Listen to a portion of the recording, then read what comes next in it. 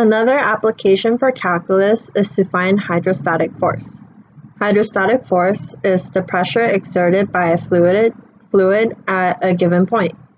In this chapter, we'll be finding hydrostatic force on a vertical plate.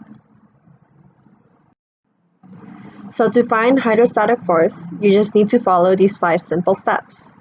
Step 1. Take a segment of the plate and set the origin to be at the water surface. Step 2 is to let x be the distance from the segment to the origin. Step 3 is to find the area of the segment. The area of the segment is equal to L, the length of the segment, times the width. So here we'll say that the length of the segment is equal to L and the width is dx. Step 4 is to find the force on the segment.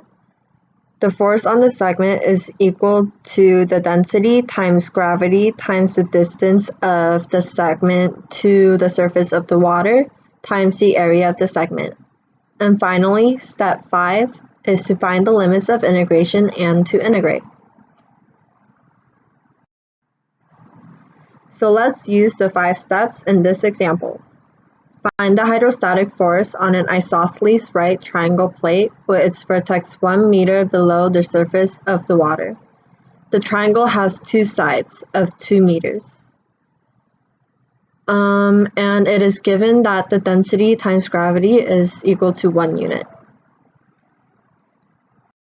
So step 1 is to take a segment and set the origin to be at the water surface.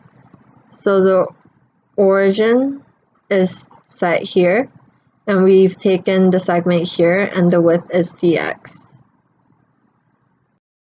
Step 2 is to let x be the distance of the segment to the origin.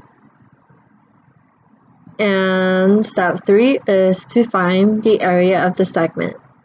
Before we said that the area of the segment is equal to the length times dx, but we don't know what the length of the segment is. But we see that the length of the segment in the triangle creates 2 similar triangles, meaning that their corresponding side lengths are proportional. So the base over height of the smaller triangle is equal to the base over height of the larger triangle. So the length over x minus 1 is equal to 2 over 2, and if we multiply x minus 1 to both sides, we get that the length is equal to x minus 1. And finally, we get that the area of the segment is equal to x minus 1 times dx. Step 4 is to find the force on the segment. The force on the segment here is equal to density times gravity times the distance times the area of the segment.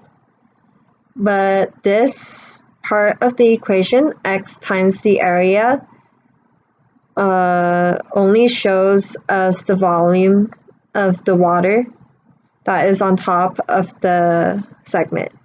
And that times the density times gravity gives us the pressure that the volume of water puts on the segment.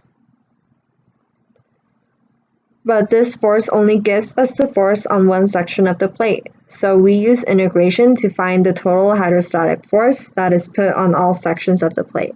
So that brings us to step 5. Find limits of integration and integrate. We see that the smallest length that x could be is 1, and that the largest length that x could be is 3, because 2 plus 1 is 3. And if we integrate this, we get that